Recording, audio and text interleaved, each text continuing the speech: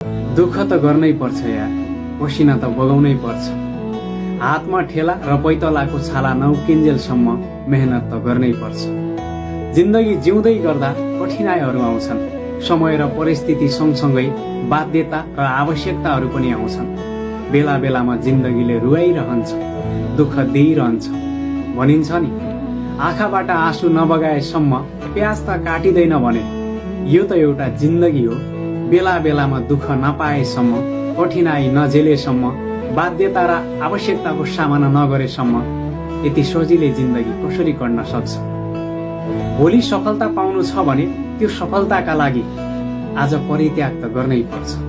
सफलता त्यति सजिलै र कठिनाइ नभोगेसम्म कसैलाई पनि मिलेको छैन।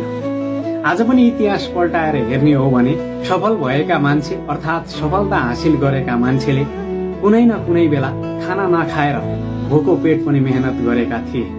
घाम असिना पसिना केही पनि नभनेर दुःख गरेका थिए अनि मात्र सफलता हातमा आएको थियो। भनिन्छ नि, गलत पासवर्ड हान्दा मोबाइलको लक त खुल्दैन भने गलत तरिकाले काम गर्न थाल्यो भने सफलताको ढोका कसरी खुल्न सक्छ? गलत तरिकाले काम कसैले पनि गर्नु भएन। सही तरिकाले काम गर्नुहोस्। भोलिका दिनमा इन फ्युचरमा तपाईको सफलता अवश्य पनि तय हुनेछ। गन्तव्य तपाईको हो, तय गर्ने तपाईले हो, सफलता तपाईको हो। बीचमा आउने बाधा अडचन र कठिनाइलाई कसरी सामना गर्नुहुन्छ त्यो तपाईको तकदिरमा लेखिएको छ अनि तपाईको हात बजाएर मात्रै अगाडि बढ्ने हो। यस्तै मोटिभेसन भिडियोको लागि मलाई फलो गर्न नबिर्सिनु होला र डिमोटिभेट भएका साथीहरूलाई मोटिभेट गर्नका लागि मैले युट्युब च्यानल पनि खोलेको छु। बेला बेलामा भन्दै आएको छु। जे स्क्वायर इन्स्पायर प्रोफाइलको पनि भिडियो लिङ्क पनि राखिदिएको छु।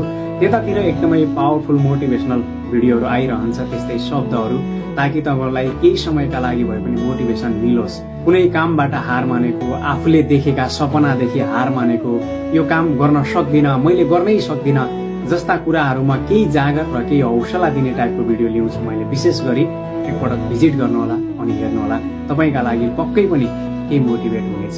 Thank you so much.